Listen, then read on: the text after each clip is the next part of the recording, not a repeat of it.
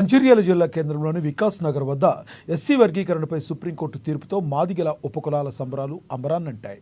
వికాస్ నగర్ వద్ద మందకృష్ణ మాదిగ చిత్రపటానికి మాదిగ ఉపకులాల సభ్యులు పాలాభిషేకం చేశారు. 1994 సంవత్సరంలో ఉమ్మడి రాష్ట్రంలోని ప్రకాశం జిల్లా ఈదుముడి గ్రామంలో మందకృష్ణ మాదిగ ఆధ్వర్యంలో 20 మంది సభ్యులతో ఎంఆర్పీఎస్ ఉద్యమం ప్రారంభమైందని ఎంఆర్పీఎస్ నాయకులు గొడిసెల దశరథం తెలిపారు. గత 30 సంవత్సరాల ఉద్యమంలో ఎంతో మంది మాదిగ సోదరులు అమరుల ఫలితంగా ఈ ఎస్సీ వర్గీకరణ ఏబిసిడి అంశంపై సుప్రీంకోర్టు తీర్పు ఇచ్చిందని, ఈ తీర్పు ఎంతో హర్షణీయమని తెలిపారు.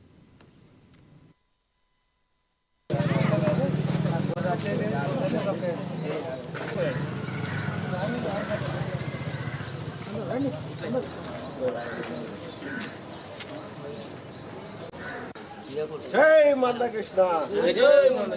30 సంవత్సరాలు అవుతుంది ఆ ఉద్యమం స్టార్ట్ అయ్యి. ఈ 30 సంవత్సరాల సుదీర్ఘ పోరాటంలో ఎన్నో ఒడిదుడుకులు, ఎన్నో అవమానాలు, ఎన్నో అరెస్టులు, ఎన్నోసార్లు జైలు కూడా రావడం జరిగింది. అందరం కూడా మాదిగ జాతి 59 కులాలు కూడా మరి దీని మీద చాలా న్యాయ పోరాటం చేయడం జరిగింది.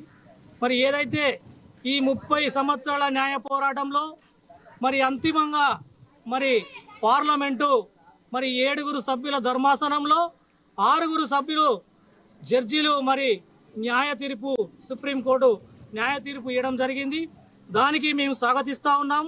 మా యావత్తు మాదిగ జాతి అంతా కూడా శిరసు వహించి కూడా వారికి పాదాభివందనాలు చేస్తూ ఉన్నాం.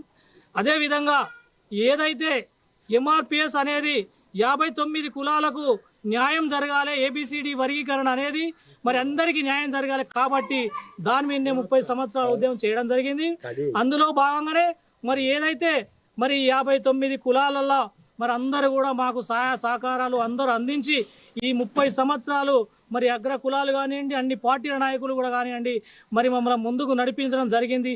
వాళ్ళకు కూడా కృతజ్ఞత తెలియజేస్తూ ఉన్నాం.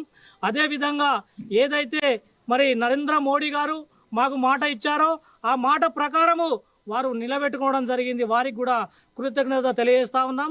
అదేవిధంగా మరి నిండు అసెంబ్లీలో గౌరవ రేవంత్ రెడ్డి గారు, మరి దామోదర్ రాజనరసింహ గారు, మా మాదిగ ఎమ్మెల్యేలు అందరూ కూడా మరి ఇంటర్నే అన్ని రాష్ట్రాల కంటే ముందు మరి ఏబిసిడి వర్గీకరణ మేమే తీసుకుంటామని చెప్పిన మా రేవంత్ రెడ్డి కూడా హృదయ